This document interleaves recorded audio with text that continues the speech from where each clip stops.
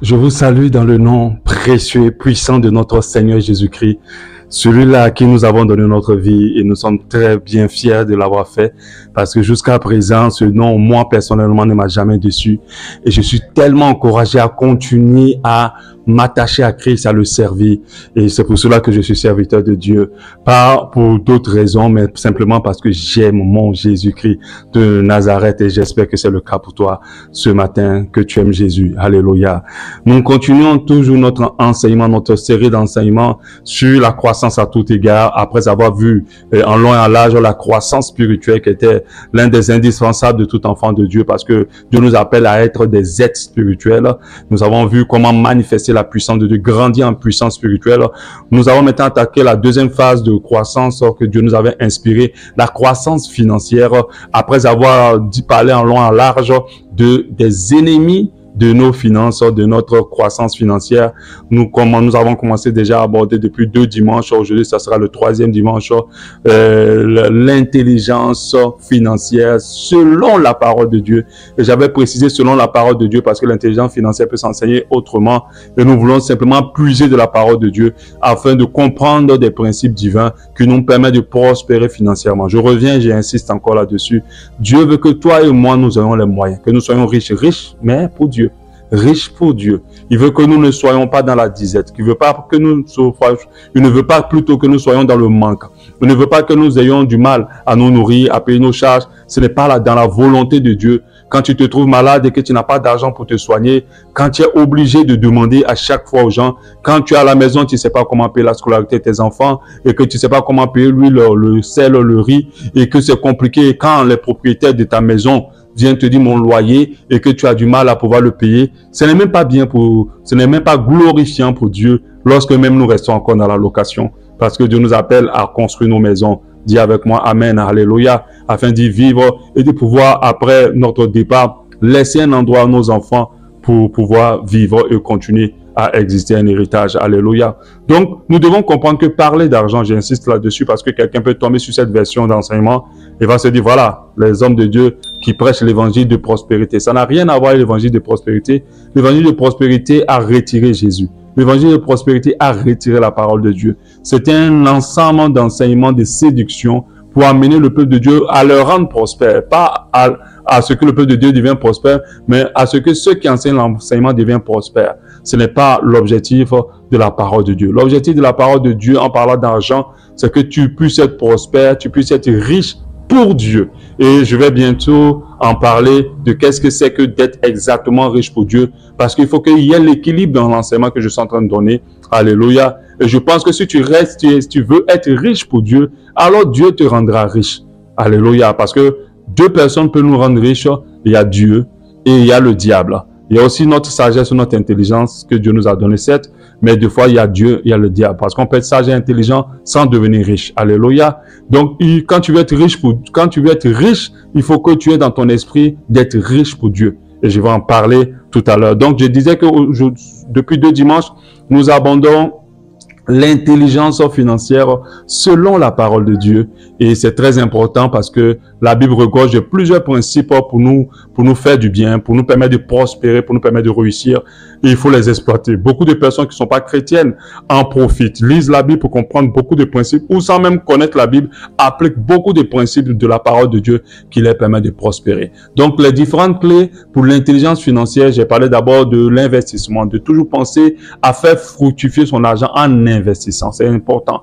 On ne peut pas devenir riche sans penser investissement. Si vous bouffez votre argent entièrement à chaque fois que vous le recevez, sans penser investissement, vous êtes en train de suivre la voie qui vous permettra jamais de prospérer ou d'être riche. C'est pour ça que beaucoup sont obligés de se corrompre, de faire des lèche-bottes aux politiciens afin d'avoir des postes où ils vont avoir plus d'argent parce que ils peuvent pas appliquer l'intelligence financière si ce n'est que la malhonnêteté, si ce n'est que le manque d'intégrité pour pouvoir accéder à des postes et ce n'est pas bien. Je parle aussi de l'épargne. Il faut savoir garder une partie de côté. Dans tout ce que tu reçois, tout n'est pas à dépenser. Il y a une partie qui doit être gardée de côté pour prévenir les temps de vaches maigres comme a été avec Joseph en Égypte ou pour pouvoir investir dans des projets importants. Donc l'épargne est très important. J'avais parlé aussi de la planification de nos dépenses. Ne dépensons pas notre argent sans plan. Ne dépensons pas notre argent sans réfléchir avant, sans penser budget, sans penser réflexion de budget. Il faut toujours penser, s'organiser, planifier les dépenses. Il ne faut pas être des personnes impulsives en dépenses, comme le sont plusieurs personnes. Dès qu'ils sortent du travail, ils ont retiré leur salaire, direct, ils sont dans le supermarché, direct, ils commandent des choses en route. Et voilà, il y a d'autres, on vient, oh, ma soeur, mon frère, j'ai des choses que j'ai envoyées, j'ai un téléphone que j'ai envoyé, il y a des choses, je peux te faire payer ça en 3 tranches, 4 tranches, et beaucoup se jettent dedans sans planification. Ils n'avaient pas prévu acheter un téléphone, mais parce qu'ils en trouvent des vendeurs, ils en achètent. Ils n'avaient pas prévu payer des vêtements, parce qu'il y a des vendeurs, ils en achètent. Donc, faites très attention.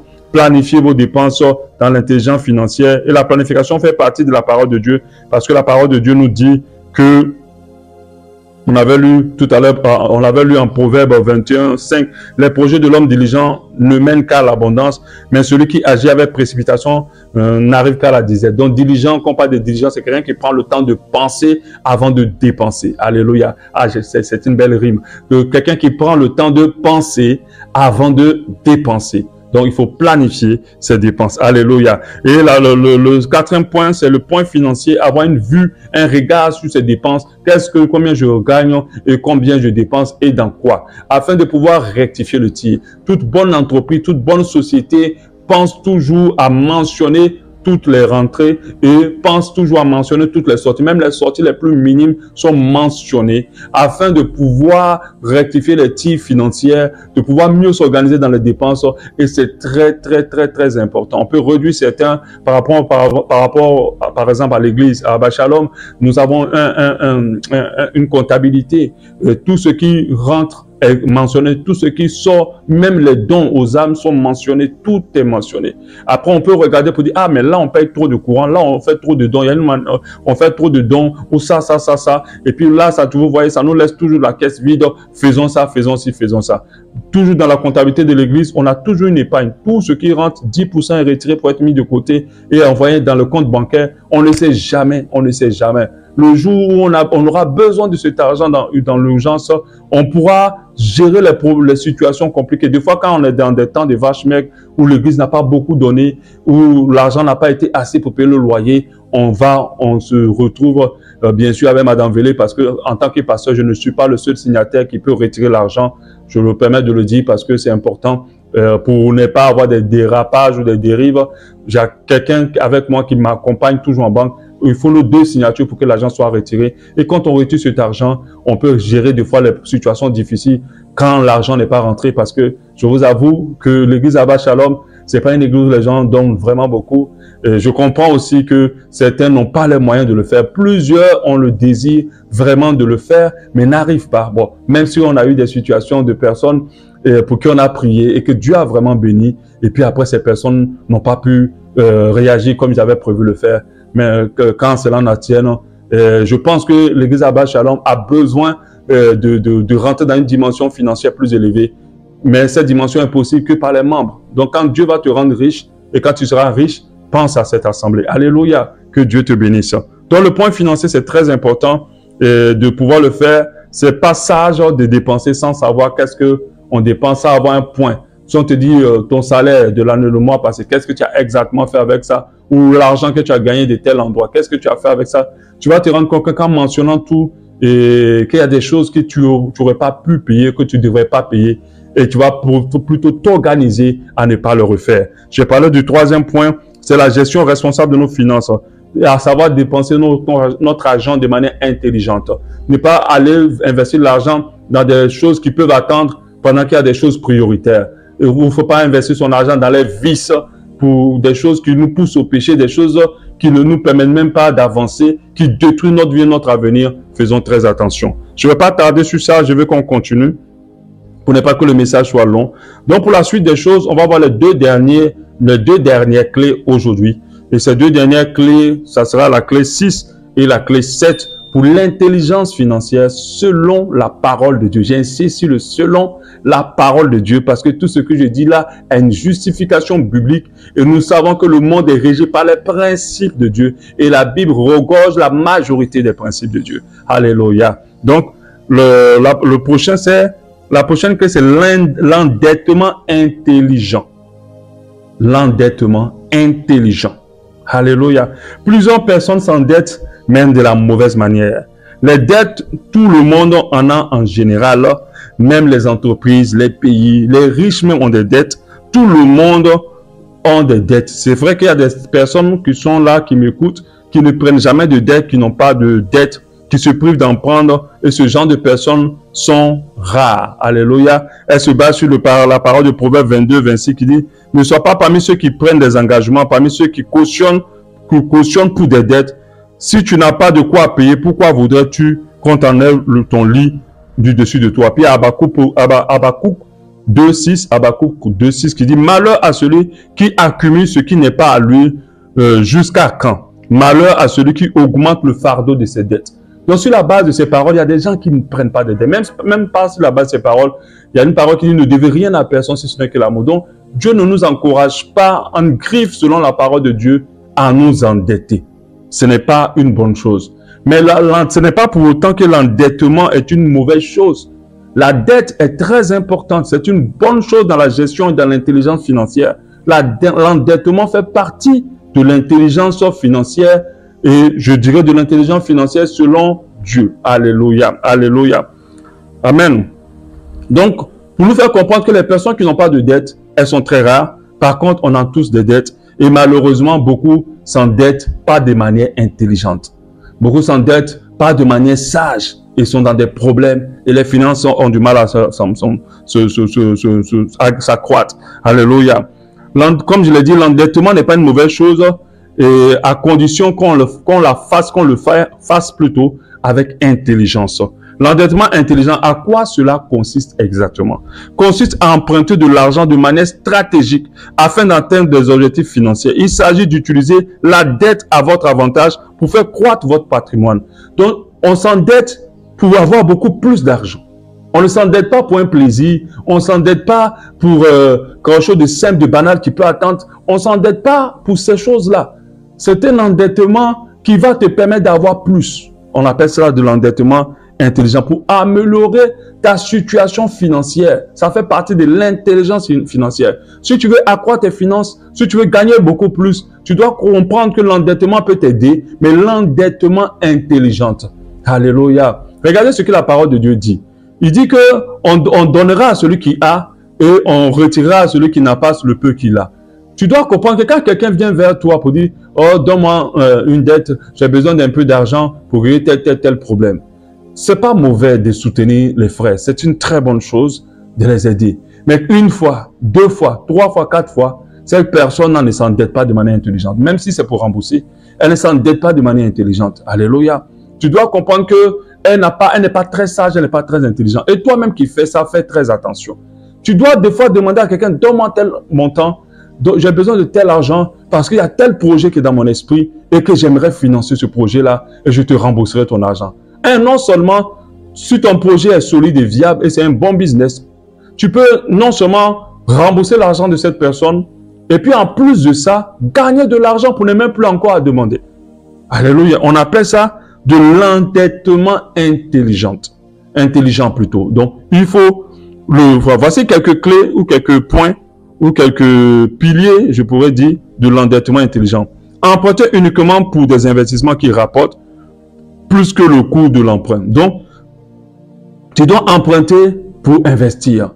N'emprunte pas pour régler juste des problèmes. Si tu empruntes pour régler juste des problèmes, que c'est seulement pour ça que tu empruntes, tu ne vas pas sortir de tes problèmes. Donc, fais très attention. Emprunte pour des projets. Va vers les banques, va vers des personnes. Si tu connais quelqu'un qui a les moyens, ne va pas voir comment tu as résolu quelques 2, 3 problèmes maintenant. Les problèmes financiers ne finiront jamais. Donc, il ne faut pas prendre l'argent pour régler les problèmes financiers. Prends l'argent avec quelqu'un, même si c'est pour rembourser, pour dire que, comment me faire sortir de mes problèmes financiers. Et ça sera de l'endettement financier. N'empruntez que ce que vous pouvez rembourser. Oui, il ne faut pas aller dire à quelqu'un, j'ai besoin d'1 million pour telle chose, je vais faire telle chose. Or que toi-même, tu sais que dans tes revenus, toi-même, tu sais que dans tes entrées, tu ne peux pas rembourser cette somme. Comme des personnes qui sont au bout du suicide parce qu'ils sont empruntés au-delà de ce qu'ils peuvent rembourser. Ah non. Si vous empruntez sur la base de « j'ai quand même quelque chose dans mon dos qui peut me permettre, il y a quelque chose qui arrive, il y a un marché qui arrive, il y a telle chose qui arrive, il y a un paiement qui arrive. » qui peut me permettre de rembourser cela, ou bien en fonction de mes entrées, de mon salaire, je peux rembourser. Mais vous prenez une dette parce que la personne est devant toi, devant vous, elle a le moyen de vous donner cet argent. Vous prenez de l'argent quand vous ne pouvez pas rembourser. Et après, vous êtes obligé d'être des menteurs, d'être des manipulateurs, de vous cacher, de couper votre téléphone, de fermer votre téléphone, de changer le numéro de téléphone parce que vous n'arrivez pas à rembourser de l'argent. Ça, c'est pas intelligent. Ne prenez pas de l'argent que vous ne pouvez pas rembourser. Et quand je parle d'endettement, dans l'endettement, il y a aussi les promesses, des promesses. Vous qui aimez vous lever dans les églises, quand on vous dit quelles sont les 2 ou 3 personnes qui sont là pour donner 1 million, qui sont là pour donner 500 000, qui sont là pour donner 600 000, venez prendre l'enveloppe des promesses. Tu sais que tu n'as pas les moyens de te donner ça. Ouais, on va me dire, pasteur, mais c'est pas la foi qui prenne. En fait, très attention, faites très attention. La foi ne se manifeste pas sans une parole de Dieu. Si Dieu ne t'a rien dit, tais-toi, n'écoute pas la parole du serviteur de Dieu. Écoute la parole du Seigneur. Si Dieu te dit d'aller prendre, alors il va te donner le moyen de payer cet argent. Mais si tu n'as rien dit, n'écoute pas la parole persuasive du serviteur de Dieu qui est en face de toi pour te convaincre, pour aller prendre un engagement. Combien ont pris des enveloppes qu'ils n'ont jamais remplies? Tu es endetté. Tu n'es pas intelligent. Tu te vas prendre un endettement de 1 million pendant que tu gagnes seulement que 200 000 par mois. Tu as pris en dette dans l'église. Faites très attention. Donc, n'empruntez pas au-delà de ce que vous gagnez. N'empruntez pas ce que vous ne pouvez pas rembourser. 3. Comparez le taux d'intérêt avant d'emprunter. Ça, c'est ce qui va au niveau des banques. Oui, c'est bien gentil qu'on te donne l'argent bien chaud dans ton compte. Mais il faut bien lire les petites lignes. Il faut lire entre les lignes. Il faut lire les petits tests pour savoir je rembourse à quel taux. À quel taux? Les banques en Afrique, le taux est très élevé. 26%, 15%, 30%. Mais c'est beaucoup d'argent. Au lieu de t'enrichir, tu t'appauvris. Et surtout si tu as pris cet argent pour aller équiper ta maison. Si tu as pris cet argent pour aller acheter une voiture. La voiture encore, c'est une source de dépenses. Parce qu'on n'achète pas une voiture pour ne pas dépenser. La voiture ne nous fait pas rentrer de l'argent, tout ça, à moins que ça soit mis pour pouvoir faire le transport. Mais sinon, c'est encore le carburant, c'est beaucoup de dépenses. Tu t'es endetté pour acheter une voiture pendant que tu n'as pas d'argent. Et le taux de remboursement, tu n'as pas bien regardé. Tu vas rembourser, si tu as pris 1 million, tu vas te retrouver à rembourser 1,3 million. Et c'est beaucoup d'argent. Faisons très attention, rassurons-nous du taux d'intérêt. Lisez attentivement les conditions de prêt avant de signer. Attentivement, ça je l'ai dit tout à l'heure, avant de signer. Quand je lisez attentivement les conditions de prêt, lisez aussi, accordez-vous très bien aussi avec la personne avec qui vous prenez l'argent avant de le prendre. Cette personne peut vous dire que, ah, moi j'ai besoin de mon argent dans 2 semaines. Mais tellement tu veux cet argent-là, tu n'as pas écouté. Et après, ça devient des problèmes.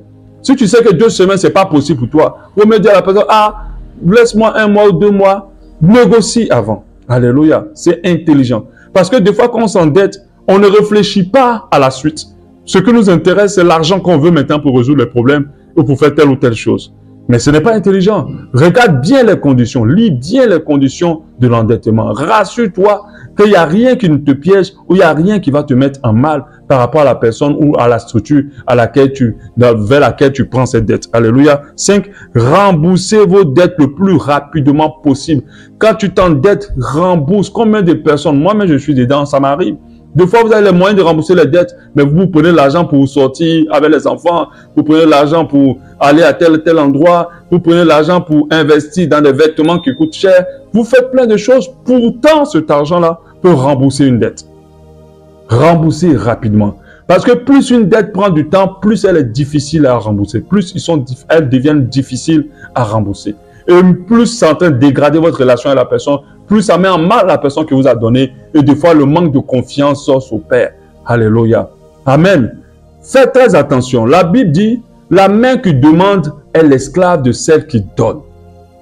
Lorsque nous sommes très habitués à demander, nous perdons en crédibilité, nous perdons en respect, nous perdons en honneur, nous perdons en dignité. Et la personne nous regarde parfois de haut parce que nous avons demandé. Oui, c'est l'erreur qu'on fait tous à chaque fois. Ne faisons pas cette erreur-là. Mais quand tu demandes de l'argent à quelqu'un pour dire, voilà, j'ai besoin de 300 000, 500 000 parce que je veux faire tel projet. Je pense qu'en parlant comme ça, la personne te respectera. Il sait que je ne suis pas en train de mettre mon argent dans quelqu'un de fainéant, dans quelqu'un de paresseux. Au moins, par mon argent, je suis en train de changer une vie. Elle va te donner cet argent et quand tu vas le rembourser, elle ne te verra jamais en bas parce que tu n'as pas pris son argent pour régler tes problèmes. Tu as pris son argent pour investir. Donc, demander plus de l'argent en guise d'investissement. Alléluia. Donc, l'endettement intelligent, c'est un endettement qui te permet d'avoir plus d'argent, qui te permet de faire croître tes finances, qui te permet de te donner santé financière, et non pas pour te plomber et te mettre encore sous la domination des dettes. J'avais dit, je redis, les dettes sont très mauvaises pour les finances. Quand vous êtes endetté, c'est comme si un esprit rôde autour de vos finances et vous avez du mal à sortir. Je dis, l'argent appelle l'argent. Quand vous avez de l'argent déjà dans vos comptes ou vous avez de l'argent sur vous, vous voyez que l'argent rentre encore davantage. Donc, et ça vient du principe de la Bible, celui qui a, on donnera à celui qui a. On donnera à celui qui a. Celui qui n'a pas, on lui retirera le peu qu'il a. Et vous devez comprendre que c'est important pour vous d'avoir de l'argent. Alléluia. Amen. Donc voici quelques exemples d'endettement intelligent. Acheter une maison, c'est très bon. Si tu t'endettes pour acheter une maison, la maison c'est un bien immobilier. Une maison, vous pouvez revendre. Une maison, c'est un bien important. C'est pas n'importe quoi. Un véhicule aussi, vous pouvez aussi revendre. Vous pouvez même sur la base de ça prendre d'autres prêts. Vraiment, c'est pas de mauvais biens, c'est des bons biens. Mais après, le véhicule, c'est pas très pertinent parce qu'un accident, vous le réduisez en miettes et vous perdez tout. Investir dans des actions d'entreprise. Bon, je suis pas très pour ça, mais ce n'est pas mauvais aussi. Vous pouvez investir dans les actions, dans les bourses. Démarrer une entreprise. Ça, c'est la meilleure des idées. Quand tu t'endettes, démarre une entreprise. Commence un projet. Même si c'est un tout petit projet, commence. Ne prends pas de l'argent pour dire à quelqu'un qui a des moyens, donne-moi de l'argent parce que je n'arrive pas à payer mon loyer, je n'arrive pas à payer tant. Demande-lui de l'argent pour investir dans un projet et prochainement, tu n'auras pas besoin de lui demander de l'argent pour payer quoi que ce soit. Achetez des outils qui vous permettront d'évoluer dans votre carrière, dans votre travail, dans votre expertise. Ça aussi, c'est du bon endettement. Voilà. Donc, l'endettement intelligent peut être un outil puissant pour atteindre vos objectifs financiers. Cependant, il est important d'emprunter de manière responsable et de vous assurer que vous pouvez vous permettre de rembourser vos dettes. Très important. Donc, voilà ce qui est lié à l'endettement intelligent. On va rapidement continuer avec, je ne sais pas si je pourrais terminer ça parce que c'est très long, mais je ne veux pas continuer l'enseignement pour le dimanche prochain.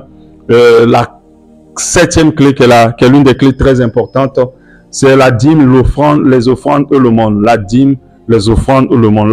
Selon la parole de Dieu, nous ne pouvons pas parler d'intelligence financière, c'est-à-dire de l'intelligence dans nos finances qui nous permet de prospérer financièrement, d'avoir beaucoup plus d'argent, sans toucher la dîme, les offrandes et les aumônes.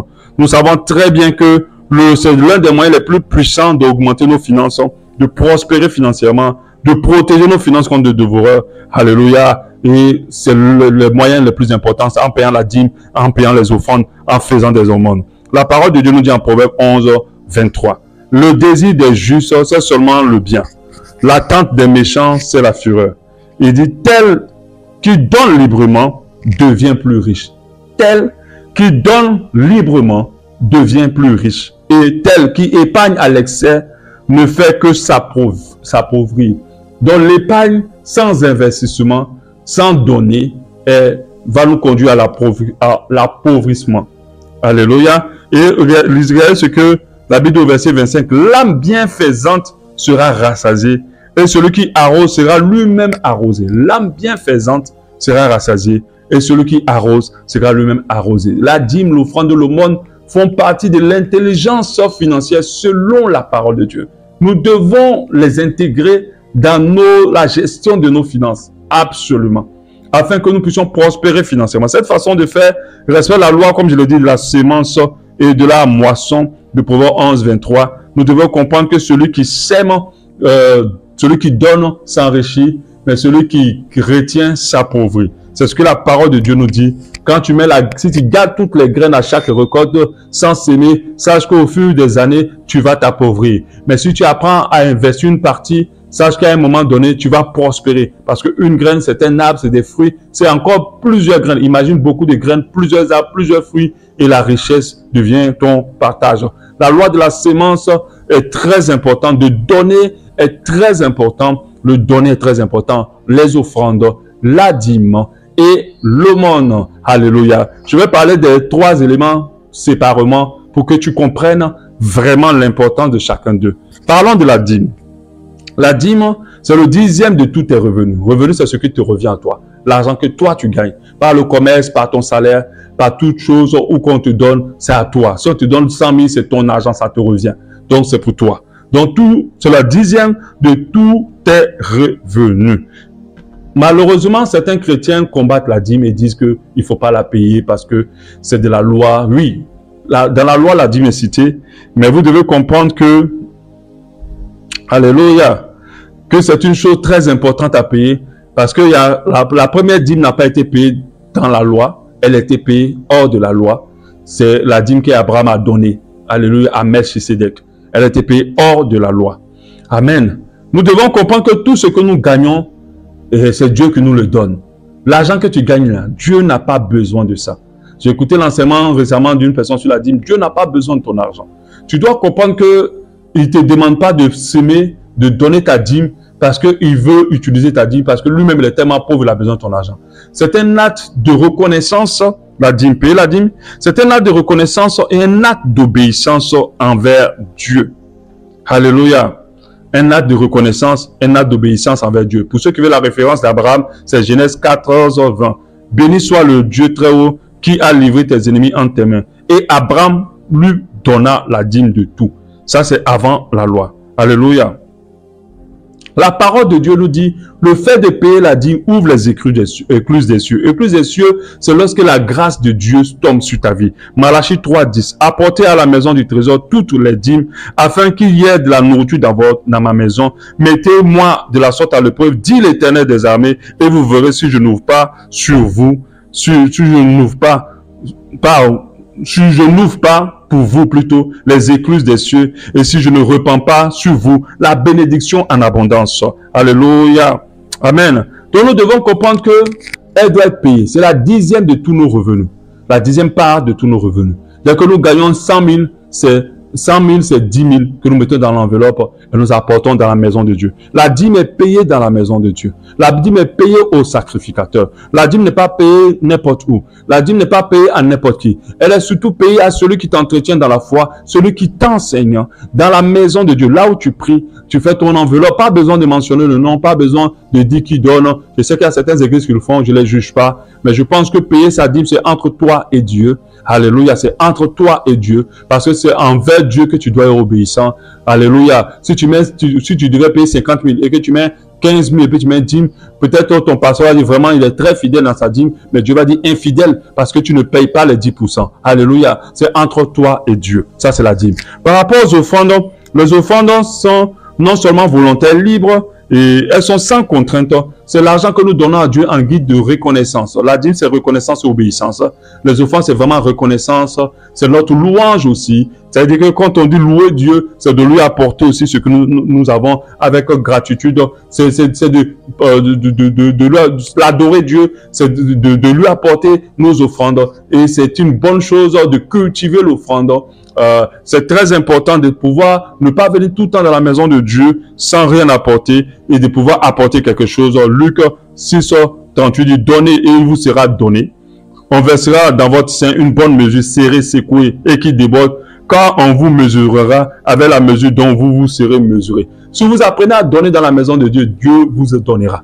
Ça va vous permettre de prospérer financièrement, de vous enrichir. Celui qui retient beaucoup son argent va s'appauvrir. C'est ce que la parole de Dieu nous dit clairement. Si vous voulez que vos finances prospèrent, Dieu vous donnera. Des fois, Dieu vous donne, dans tout ce qu'il vous donne, il y a une partie que vous ne devez pas manger, que vous devez apporter dans sa maison. C'est comme ça que Dieu finance son œuvre. Dieu ne finance pas son œuvre, ce n'est pas toi qui finances l'œuvre de Dieu. C'est Dieu qui finance son œuvre au travers de toi. Il te donne de l'argent et dans cet argent-là, il y a une partie qui veut que tu apportes à son œuvre. Mais quand tu as déjà dépensé, il ne va pas avoir confiance de te donner la suite. Et c'est comme ça que beaucoup ont des problèmes dans leurs finances, parce qu'ils bouffent toujours la part que Dieu leur a donnée pour apporter pour l'avancement de son œuvre, que ce soit au sein de l'église, que ce soit l'œuvre en général. Alléluia. Amen.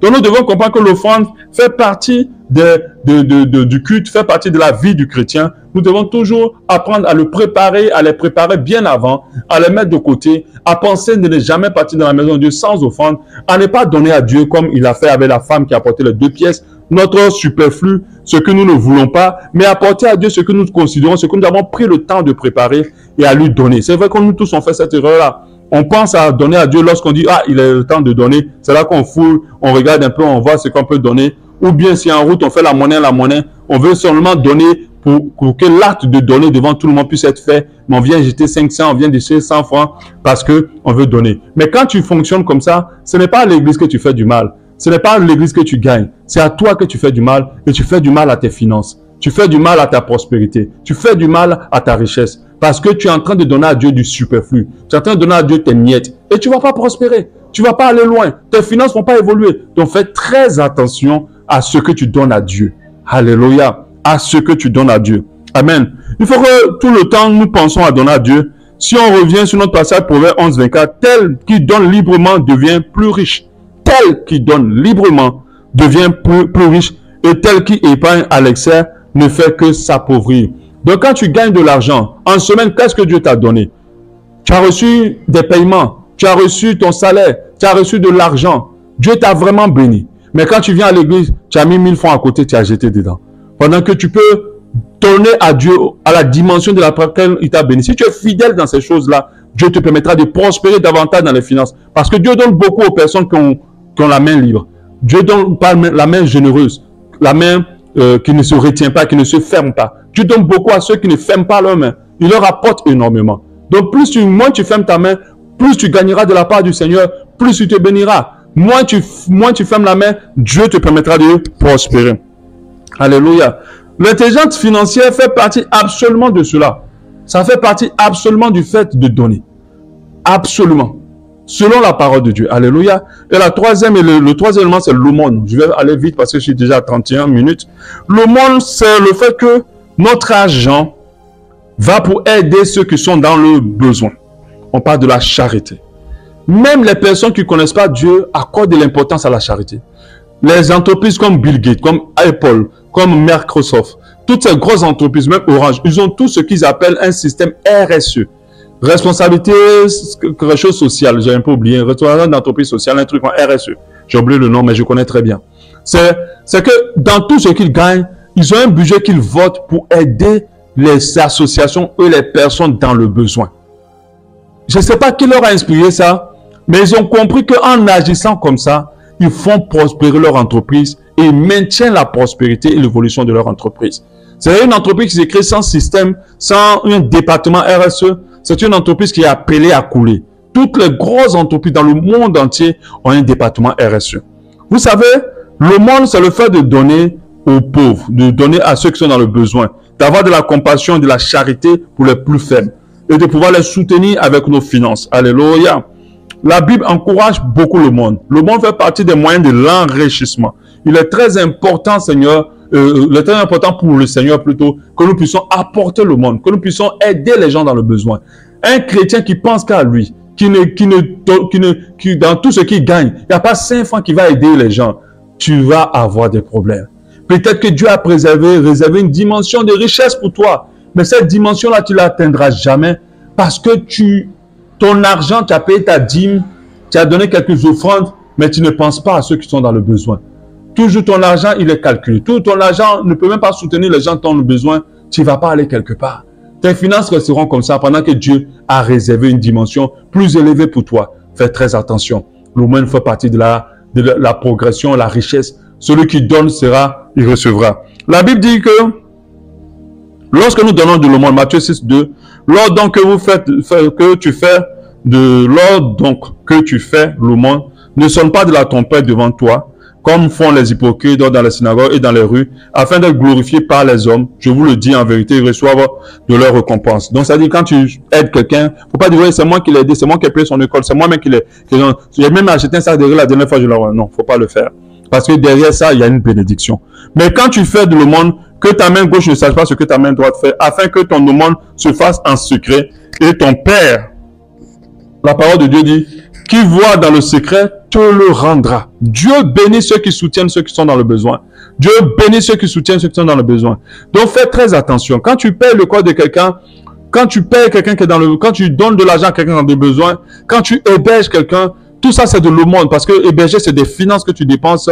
Dieu va se souvenir de toi et te fera prospérer. Ne négligeons pas nos actes d'aumône. Même si les personnes ne sont pas reconnaissantes, Dieu a vu ton acte. Ne parle pas, ferme la bouche et Dieu te le rendra. C'est pour ça qu'il y a certaines personnes qui aiment faire le monde dans le secret. Ils n'aiment pas qu'on sache qu'ils ont aidé, qu'ils ont soutenu. C'est une bonne chose. C'est une très bonne chose. Alléluia. Et Dieu vous fera prospérer à tout égard. Alléluia.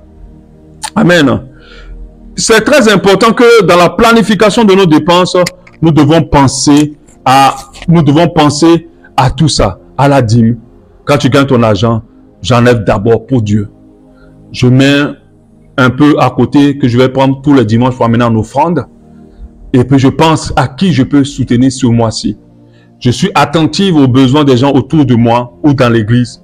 Et sans que quelqu'un me demande, je peux me lever, faire des courses, aller déposer chez quelqu'un que je sais qu'ils ont besoin d'aide et de soutien au sein de ma famille. Parce qu'une erreur qu'on fait parfois, on aide beaucoup de personnes dehors, mais nos propres familles sont dans la souffrance. Faites très attention.